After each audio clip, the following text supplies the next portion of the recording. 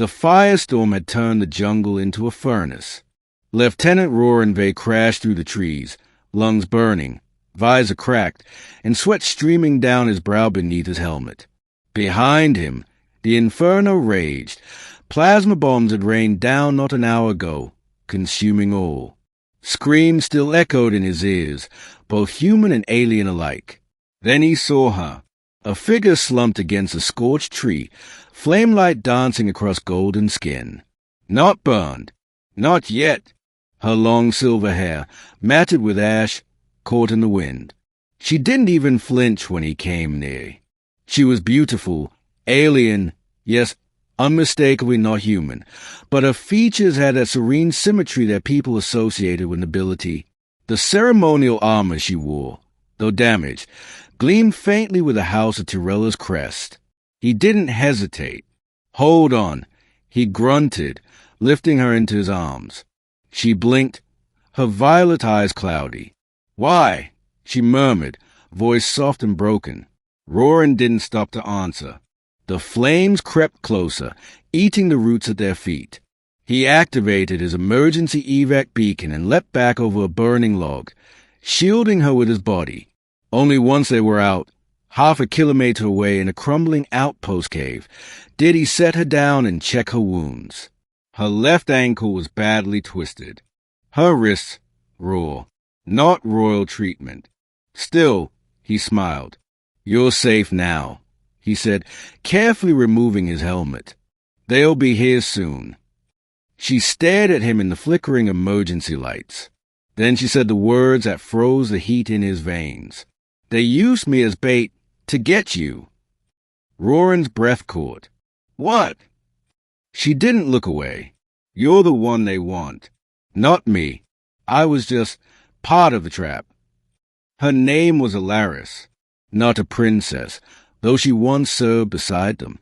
Once, she emphasized, before I was captured and deemed expendable. She explained it slowly, as the hours passed and they hid in the cave while the planet's skies still roiled with fire. Her captors had been members of the enemy faction, those who rebelled against the human Cressery Accord. They knew of Roarin, his mission history, his heroics, his value. He was the one human who had walked into alien war zones and brought peace, not ruin. They knew you'd save me, she said bitterly. They studied you. Roarin leaned back against the cave wall, running a hand over his stubbled jaw. And what were they hoping to gain? A tracker, she said, pulling aside a part of her tunic to reveal a small, circular brand just under her collarbone. They embedded a signal beacon into me.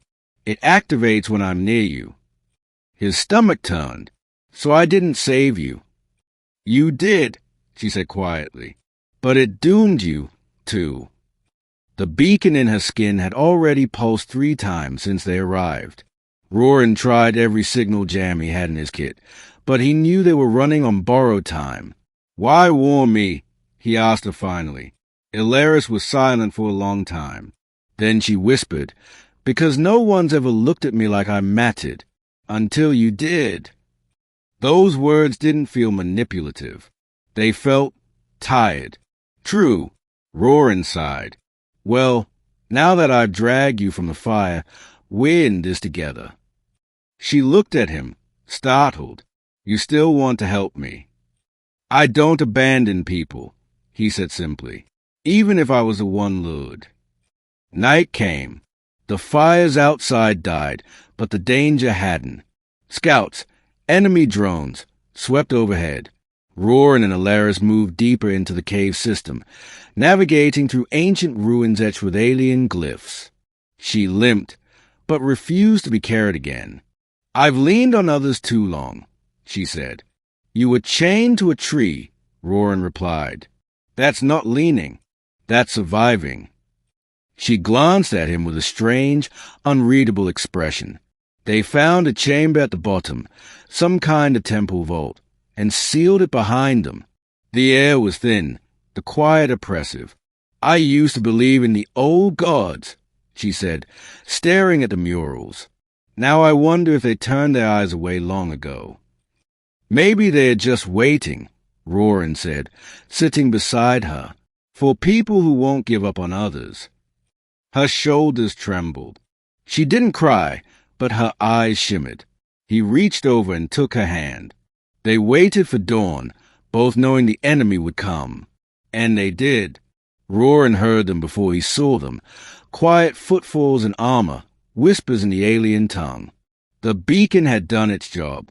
Ilaris turned to him, pale and still. I'll draw them. You run. No, Roran said. You must. If they capture you, they'll break the accord. This war will start again. I don't care about politics, he growled. I care about you. She shook her head.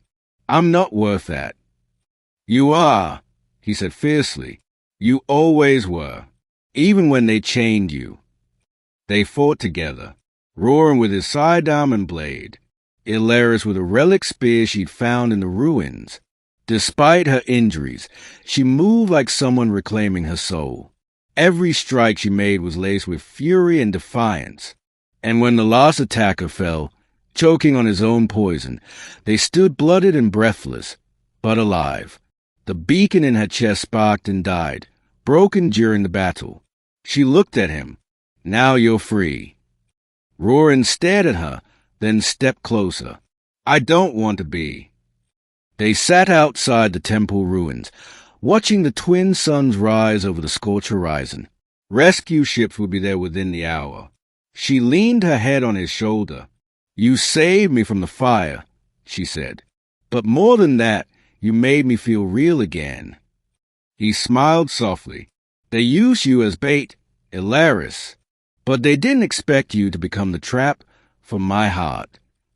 She laughed, a real, joyous laugh, and for the first time, she looked like royalty again, not because of her bloodline, but because she had finally chosen her own worth.